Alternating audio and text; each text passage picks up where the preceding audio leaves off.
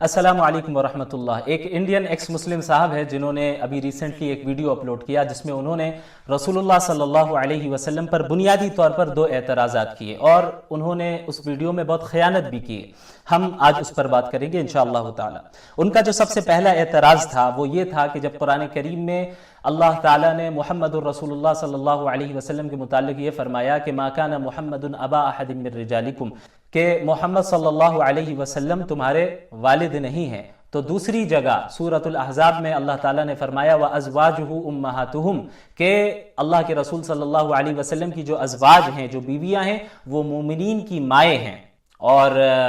مومنی اللہ کے رسول صلی اللہ علیہ وسلم کی وفات کے بعد مومنین سے ان کی شادی دوبارہ نہیں ہو سکتی ہے۔ ان کا یہ اعتراض تھا کہ بھئی جب باپ نہیں ہوئے محمد الرسول اللہ صلی اللہ علیہ وسلم تو بیویاں ماں کیسے ہو گئیں؟ تو سب سے پہلی بات ہمیں یہ جان لینا چاہیے کہ عورتوں میں انسانوں کے ساتھ جو سب سے گہرا رشتہ ہوتا ہے اور سب سے اعلیٰ رشتہ ہوتا ہے وہ ماں کا رشتہ ہوتا ہے، ماں کا درجہ ہوتا ہے۔ لہٰذا ازواج مطہرات کو وہ رشتہ دیا گیا جو سب سے اعلیٰ درجہ ہے اور سب سے ٹاپ میں ہے۔ اور اس کے بعد محمد الرسول اللہ صلی اللہ علیہ وسلم کو النبی کہا گیا اسی آیت میں۔ کیوں؟ کیونکہ مرد کا انسانوں میں جو سب سے اعلیٰ رشتہ ہوتا ہے مردوں میں، وہ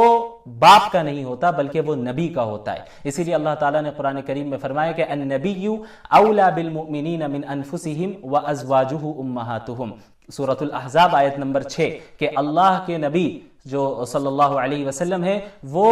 مسلمانوں سے، مومنین کے نفس سے زیادہ تعلق رکھتے ہیں، اور ان کی جو بیویاں ہیں وہ مومنین کی مائیں ہیں۔ پھر انہوں نے یہ اعتراض کیا کہ بھئی جب اللہ کے رسول صلی اللہ علیہ وسلم کے جو منہ بولے بیٹے تھے متبنہ حضرت زید، ان کے متعلق جب یہ کہا گیا کہ ان کی بیوی سے، حضرت زینب سے جو کہ اللہ کے رسول صلی اللہ علیہ وسلم کی پھوپھی زاد بہن ہے، ان سے اللہ کے رسول صلی اللہ علیہ وسلم کا نکاح ہوا، اور یہ کہا گیا کہ منہ بولا بیٹا حقیقی بیٹا نہیں ہوتا، تو پھر جسے ماں کہہ دیا گیا تو وہ حقیقی ماں کیسے ہو سکتی ہے؟ ان سے شادی کی ممانعت کیوں آئیں؟ تو سب سے پہلے آپ یہ سمجھیے کہ اللہ تعالیٰ نے جو یہ کہا ہے وَأَزْوَاجُهُ أُمَّهَاتُهُمْ، کہ اللہ کے نبی صلی اللہ علیہ وسلم کی بیویاں مومنین کی مائیں ہیں، تو یہاں پہ بھی حقیقی مائیں نہیں بنا کر پیش کیا گیا بلکہ ماؤں کے درجے میں ہے، تعظیم کے اعتبار سے اس درجے میں ہے۔ تو اور اللہ کے نبی صلی اللہ علیہ وسلم کے متعلق بھی جو یہ کہا گیا ہے کہ ما کان محمد ابا احد من رجالکم، تو یہاں پر بھی حقیقی باپ ہونے کی ممانعت آئی ہے کہ محمد الرسول اللہ صلی اللہ علیہ وسلم حقیقی باپ نہیں ہے۔ اور جو بیویوں کے متعلق کہا گیا کہ وہ مومنین کی مائیں ہیں، تو وہ بھی درجے کے اعتبار سے حقیقی مائیں نہیں ہیں۔ اسی لیے اگر حقیقی ماں ہوتی تو پھر پردہ بھی ختم ہو جاتا، لیکن سورۃ الاحزاب میں ہی ہم دیکھتے ہیں آیت نمبر 53 میں کہ اللہ تعالیٰ نے حکم دیا ہے کہ اگر تم اللہ کے رسول صلی اللہ علیہ وسلم کی ازواج مطہرات سے عام مسلمان کوئی سامان مانگے تو وہ پردے کے پیچھے سے مانگے۔ یہ پھر حکم کیوں نازل ہوتا؟ بلکہ اس سے یہ معلوم ہوتا ہے کہ حقیقی ماں بنا کر نہیں پیش کیا گیا بلکہ ماں کے درجے میں، تعظیم کے حساب سے انہیں پیش کیا گیا۔ اب آپ کا یہاں پر یہ اعتراض ہو سکتا ہے کہ جب حقیقی ماں نہیں ہے تو پھر ان سے نکاح کرنے کی ممانعت کیوں آئی؟ وہ ممانعت صرف اس آیت کی بنیاد پہ نہیں آئی وَأَزْوَاجُهُ أُمَّهَاتُهُمْ، بلکہ اصل ممانعت کی وجہ اسی سورۃ الاحزاب کی آیت نمبر 53 ہے، جہاں پہ اللہ تعالیٰ نے فرمایا وَلَا تَنْكِحُوا أَزْوَاجَهُ مِن بَعْدِهِ أَبَدًا، کہ محمد الرسول اللہ صلی اللہ علیہ وسلم کی وفات کے بعد تم ان کی بیویوں سے نکاح نہ کرو۔ تو اب تک آپ کے اعتراضات کا یہ جواب ہے۔ اب جو آپ کا اصل اعتراض ہے وہ یہ ہے کہ بھئی ایسا کیوں ہے کہ مومنین عورتوں کو تو یہ حق آپ نے دیا، اور یہ اچھی پہل ہے، ماشاءاللہ یہ پہل ہم نے بہت پہلے ہی کر لی ہے کہ اگر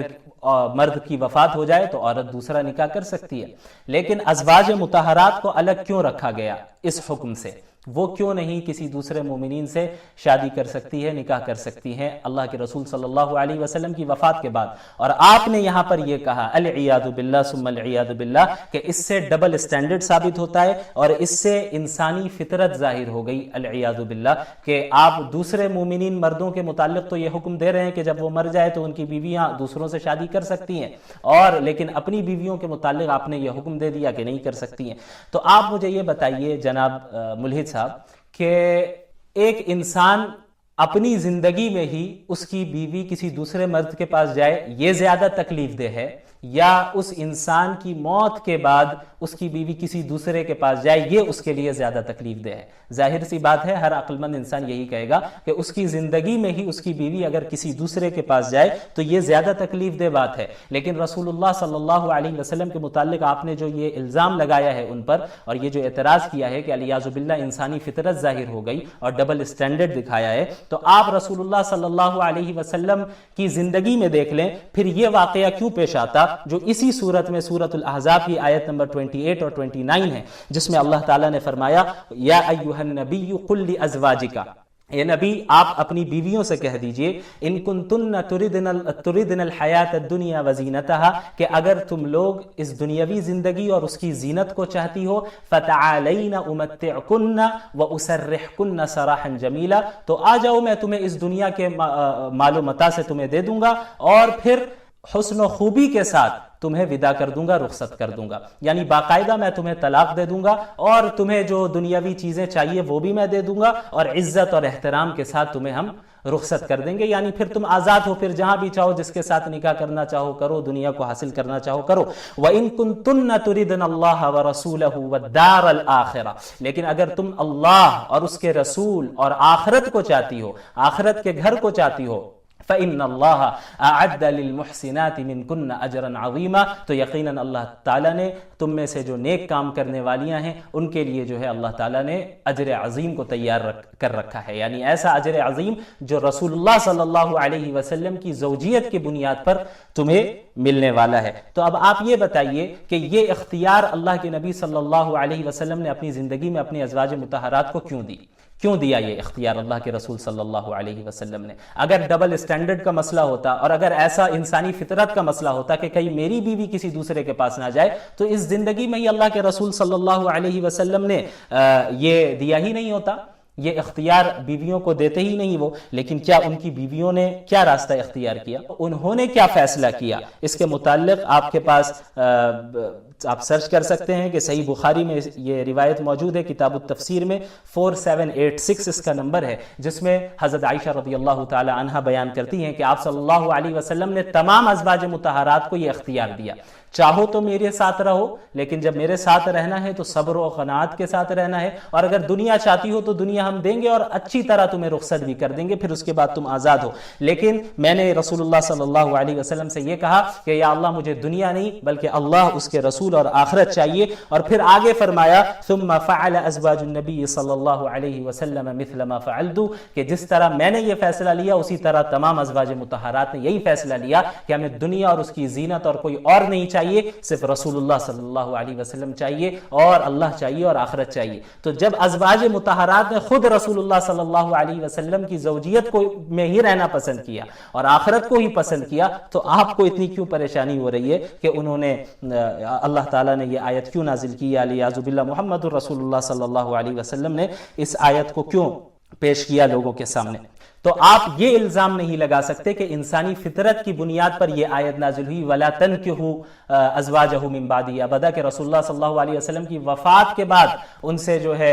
تم ان کی بیویوں سے نکاح نہ کرو، کیونکہ اگر انسانی فطرت کی بات ہوتی تو اس دنیا میں بھی یہ اختیار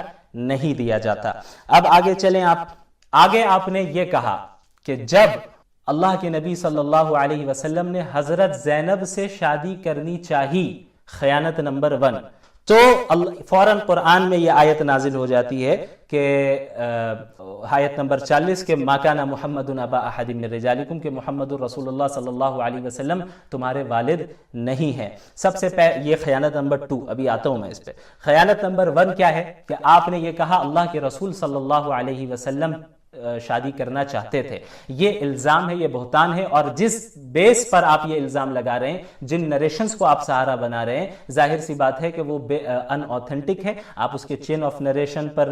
ریسرچ کر لیں، محدثین کے اصول کے نزدیک ان نریشنز کو ہرگز قبول نہیں کیا گیا، اور یہ کیا بلکہ کسی کی تعریف میں بھی ایسی روایت آ جائے، ایسی حدیث آ جائے جو چین آف نریشن کے اعتبار سے درست نہ ہو، اس میں ضعف ہو، کمزوری ہو، ان اوتھینٹسٹی ہو، تو اسے ہم ایکسیپٹ نہیں کرتے ہیں۔ آپ اس کو بنیاد نہیں بنا سکتے، بلکہ رسول اللہ صلی اللہ علیہ وسلم نے تو حضرت زینب کی خود شادی کروائی تھی حضرت زید رضی اللہ تعالی عنہ سے،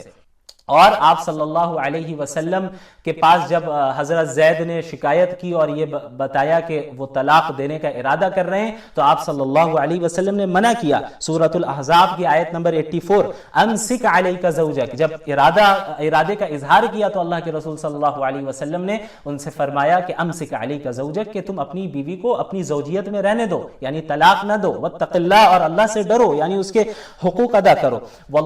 وتخفی، اللہ نے آگے کیا فرمایا، وتخفی فی نفسک ما اللہ مبدیہ، اور آپ اللہ کے رسول صلی اللہ علیہ وسلم اپنے دل میں اس بات کو چھپا رہے تھے جو اللہ ظاہر کرنے والا تھا. تو اب آپ یہاں پر العیاذ باللہ ان روایتوں کی روشنی میں جو ان اوتھینٹک روایت ہیں یہ بات پیش کرتے ہیں کہ العیاذ باللہ وہ اللہ کے رسول صلی اللہ علیہ وسلم جس بات کو چھپا رہے تھے وہ حضرت زینب رضی اللہ عنہا کی محبت تھی، اور وہ چاہتے تھے کہ طلاق ہو جائے تاکہ وہ نکاح کر سکے. اس کی کوئی دلیل آپ کے پاس نہیں ہے، بلکہ قرآن ہی بتا رہا ہے آگے، اللہ ہی بتا رہا ہے آگے کہ وہ کون سی چیز تھی جو اللہ ظاہر کرنے والا تھا، وہ کون سی چیز تھی جسے اللہ کے رسول صلی اللہ علیہ وسلم مخفی رکھ رہے تھے. اب اسی آیت کے آگے دیکھیں اللہ نے کیا فرمایا، وَتُخْفِي فِي نَفْسِكَ مَا اللَّهُ مُبْدِيهِ وَتَخْشَى النَّاسَ وَاللَّهُ أَحَقُّ أَن تَخْشَى. آیت نمبر آپ 84 کی پوری تفسیر اچھی طرح مطالعہ کریں، پڑھ کر آیا کریں، بیچ بیچ سے آپ یہ خیانت نہ کریں. ممکن ہے کہ آپ نے پڑھا ہی نہ ہو اور اس وجہ سے آپ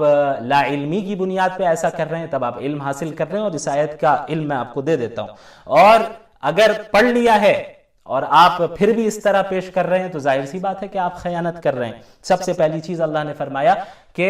ہم اس چیز کو ظاہر کرنے والے ہیں جسے آپ چھپا رہے ہیں، یعنی جس چیز کو آپ چھپا رہے ہیں اسے ہم ظاہر کرنے والے. اب وہ کیا چیز ہے؟ آپ کے اعتبار سے وہ محمد رسول اللہ صلی اللہ علیہ وسلم کے دل میں حضرت زینب کی محبت ہے جو وہ چاہ رہے ہیں کہ طلاق ہو جائے اور پھر وہ نکاح کر لے. تو اللہ تعالیٰ نے اسے ظاہر کہاں کیا؟ اس آیت میں تو یہ بتایا جا رہا ہے اللہ مبدیہ، اس چیز کو آپ چھپا رہے ہیں جسے اللہ ظاہر کر رہا ہے. تو ظاہر کہاں کرے گا؟ قرآن میں. اور ظاہر کیا اللہ نے، اور اسی آیت میں اللہ تعالیٰ نے ظاہر کیا کہ وہ کیا ہے کہ فلما قضا زید منہا وطرا زوجناکہا، کہ جب حضرت زید رضی اللہ تعالی عنہ کا دل بھر گیا حضرت زینب سے اور اب اور نباہ نہیں ہو پا رہا ہے اور انہوں نے طلاق دے دی، زوجناکہا، ہم نے ان کا نکاح آپ سے کرا دیا، لِكَيْ لَا يَكُونَ عَلَى الْمُؤْمِنِينَ حَرَجٌ فِي أَزْوَاجِ أَدْعِيَائِهِمْ إِذَا قَضَوْا مِنْهُنَّ وَطَرًا، تاکہ مومنین کے لیے ان کے جو منہ بولے بیٹے ہیں ان کی بیویوں سے اس وقت نکاح کرنے میں کوئی حرج نہ ہو کہ جب وہ منہ بولے بیٹے انہیں طلاق دے دے. تو یہ وہ چیز تھی جو رسول اللہ صلی اللہ علیہ وسلم اپنے دل میں مخفی رکھ رہے تھے، کیونکہ قرآن نے ہی اس کو ظاہر کیا. اللہ نے فرمایا کہ اسے ظاہر کرنے والے ہیں، اور اللہ نے اسی آیت میں ظاہر کر دیا کہ رسول اللہ صلی اللہ علیہ وسلم کو یہ وحی کے ذریعے بتا دیا گیا تھا کہ آپ کا نکاح حضرت زینب سے اللہ تعالیٰ کروانے والے ہیں. تو اللہ کے نبی صلی اللہ علیہ وسلم کے دل میں یہی بات تھی جو مخفی تھی، اور آپ صلی اللہ علیہ وسلم کو اس بات کا بھی اندیشہ تھا کہ معاشرے میں لوگ کیا کہیں گے، کیونکہ معاشرے میں متبنہ کو تو حقیقی بیٹا سمجھا جاتا ہے، اس کی بیوی سے نکاح کرنے کو درست اور جائز نہیں سمجھا جاتا ہے، تو پھر لوگ تو تان و تشنی کریں گے اور غلط سمجھیں گے. تو یہ وہ بات تھی جو رسول اللہ صلی اللہ علیہ وسلم اپنے دل میں چھپا رہے تھے، جو اسی آیت میں اللہ نے فرمایا وَتَخْشَى النَّاسَ. تو اس لیے آپ اچھے سے مطالعہ وغیرہ کر لیا کریں، اور اگر کر لیتے ہیں اور تو پھر خیانت نہ کیا کریں، لوگوں کو بے وقوف نہ بنائیں، گمراہ نہ کریں. اور تمام مومنین سے بھی یہ گزارش ہے کہ بھئی اس طرح کے اعتراضات پر فوراً آپ کا ایمان لرز نہ جائے، آپ کا ایمان ڈگمگا نہ جائے. آپ علماء کی طرف رجوع کریں، آپ کے علماء زندہ ہیں، آپ کے علماء ابھی مرے نہیں ہیں، الحمدللہ زندہ ہے. دین اپنے علماء سے سیکھیے، یہ حضرات آپ کو کیا سکھائیں گے، بلکہ اچھی چیز کو بھی برا بنا کر پیش کریں گے. جزاکم اللہ خیرا، والسلام علیکم ورحمۃ اللہ وبرکاتہ.